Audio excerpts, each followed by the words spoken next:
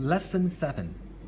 In this lesson, we are going to talk about the properties of a square and how to apply the properties to solve the unknowns. So let's go back to page 21.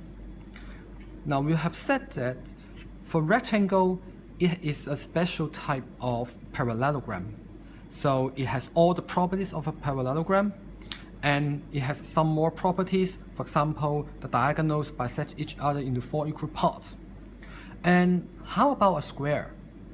Now if you look at a rectangle, if you shorten the length of these two sides, it becomes a square. So I try to show you a square like this. In that case, all the 4 sides, they will be the same. So what I want to tell you is that a rectangle is one kind of parallelogram.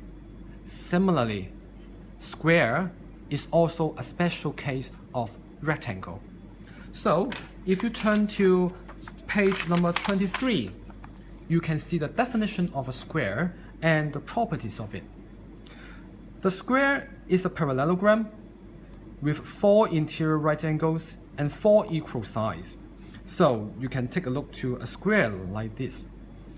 A square, it has all the properties of rectangle because, as I've said, it is actually a special case of rectangle.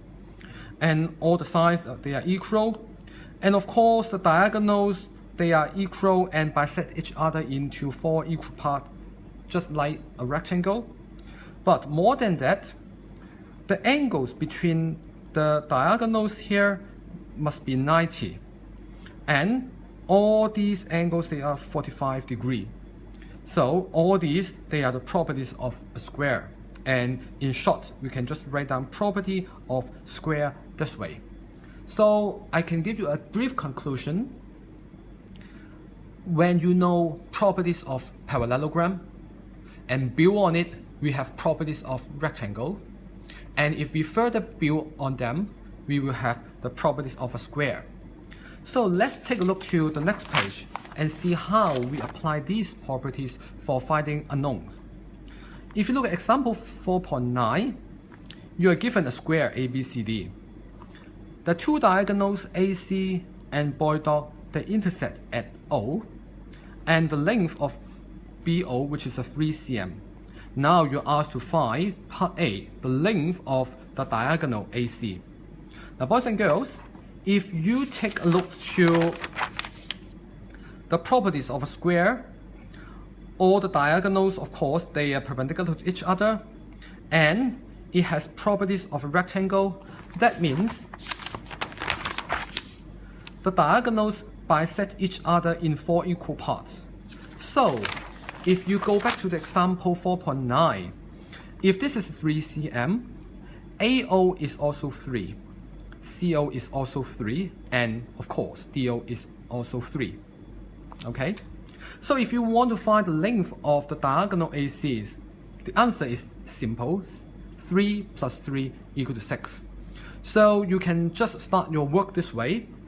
Write down ABCD is a square, and then all the 4 parts, they are 3 cm according to property of square. And so AC equal to 6 cm.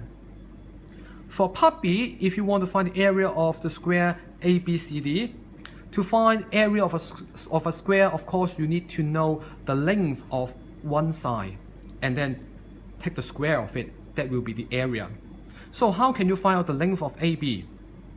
If you remember the properties, as I have said, the diagonals are perpendicular to each other. So you will find out 4 right angles here. So that means this is a right angle. When you see a right angle, of course, recall what you have learned in Form 2, the Pythagoras theorem. If this is 3 cm, this is 3 cm, according to Pythagoras theorem, you can find out the length of AB. And then you have enough information for finding the area of the square. So you can present your work this way.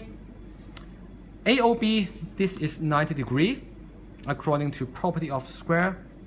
And then by Pythagoras theorem, you are able to find out the length of AB.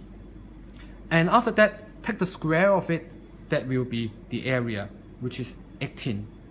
So boys and girls, that is what I want to tell you about properties of square. In conclusion, square, it has all properties of a rectangle, but more than that, all sides are equal, perpendicular to each other, or 45 degrees. That is property of square. And that's all for the lesson today. Thank you for watching.